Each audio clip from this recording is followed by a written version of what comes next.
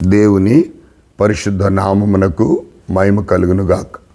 మరలా ఈ ఉదయకాలమున దేవుని యొక్క సాన్నిధ్యంలో కూడుకొని మనము ప్రభువుని స్తుతించుటకు, గణపరచుటకు, ఆరాధించుటకు ప్రభు ఇచ్చిన శ్రేష్టమైన సమయాన్ని బట్టి ప్రభువునకే ఘనత, మహిమ, ప్రభావములు యుగయుగము కలుగునుగాక.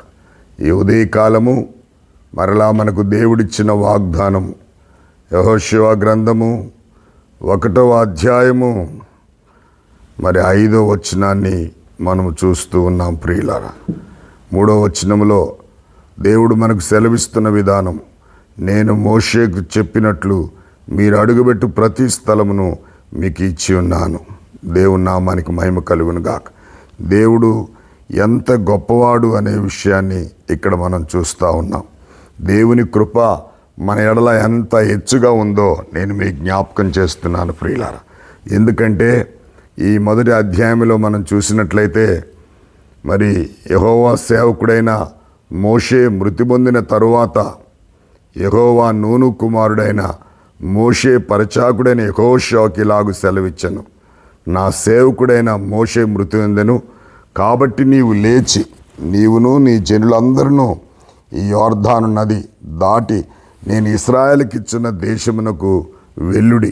నేను మోషేకు తోడైనట్లు మీరు అడుగుబెట్టు ప్రతి స్థలమును మీకు ఇచ్చేదనని చెప్పాడు. దేవుని నామానికి మహిమ కలుగునుగాక.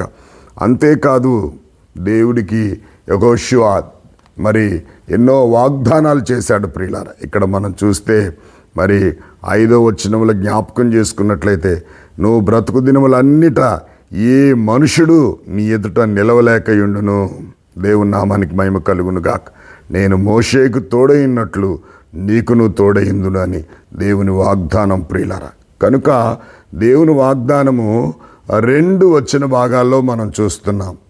యెహోషువ మొదటి గ్రంథం 1వ అధ్యాయము 3వ వచనములో అదే మాట ఉంది. అదే యెహోషువ 1:5లో కూడా అదే మాట కనబడతా ఉంది ప్రియులారా. నిజంగా 2 వాగ్దానాలలో కూడా ఒకే మాటను మనం చూస్తూ వస్తున్నాం ప్రియులారా. మొదటి అధ్యాయం 5వ వచనంలో అదే మాటను మనం చూస్తూ ఉన్నాం. నేను మోషేకు తోడై ఉండినట్లు నీకును తోడైందును. కాబట్టి దేవుని వాగ్దానము చాలా గొప్పది. వాగ్దానం ఇచ్చినటువంటి వాడు నమ్మదగినవాడు. అంతేకాదు, యెహోషువతో దేవుడు అంటున్నాడు, నిన్ను విడవను, నిన్ను ఎడబాయను, నిభ్రము కలిగి ధైర్యముగా నుండుము. వారికిచ్చేదనని నేను వారి పితరులతో ప్రమాణము చేసిన ఈ దేశము నిశ్చయముగా నీ ప్రజల స్వాధీనము చేసేదను. అయితే నీవు నిభ్రము కలిగి జాగ్రత్త పడి బహుధైర్యముగా నుండి నా సేవకుడైన మోషే నీకు ఆజ్ఞాపించిన ధర్మశాస్త్రం అంతటి చొప్పున చేయవలను. నువ్వు నడుచు ప్రతి మార్గంలో చక్కగా ప్రవర్తించినట్లు నీవు దాని నుండి కుడికి కానీ ఎడమకు కానీ తొలగిపోకూడదు. దేవుని నామానికి మహిమ కలుగునుగాక.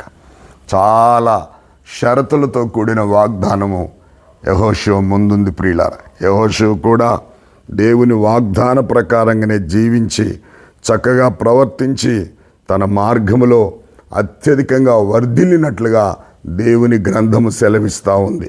కనుక దేవుని మాటలు జుంటు తేనె దారుల కంటే మధురమైంది. ఆ మాటల వలన దేవుని సేవకుడు, దేవుని ప్రజలు ప్రియులరా ఆశీర్వదించబడతారు.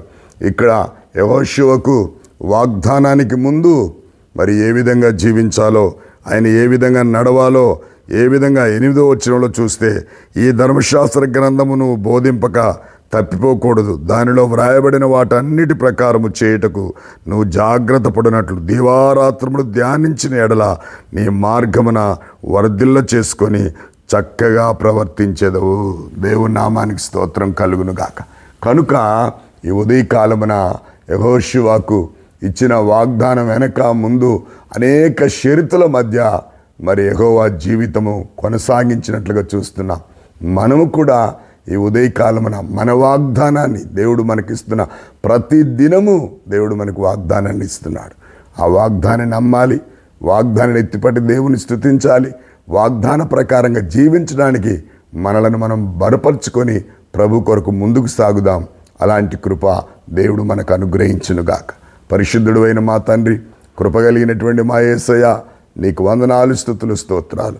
అయా యెహోషువకును చేసిన వాగ్దానమును బట్టి ప్రభా, నిజముగా తండ్రి వాగ్దానానికి ముందు వెనుకున్న షరతులన్నీ గ్రహించి ఎంతో చక్కగా నాయన మరి యెహోషువకు తోడుగా ఉండి తన ప్రజలను వాగ్దాన దేశం వెళ్ళేంత వరకు మీరు నడిపించిన విధానం కొరకై స్తోత్రాలు.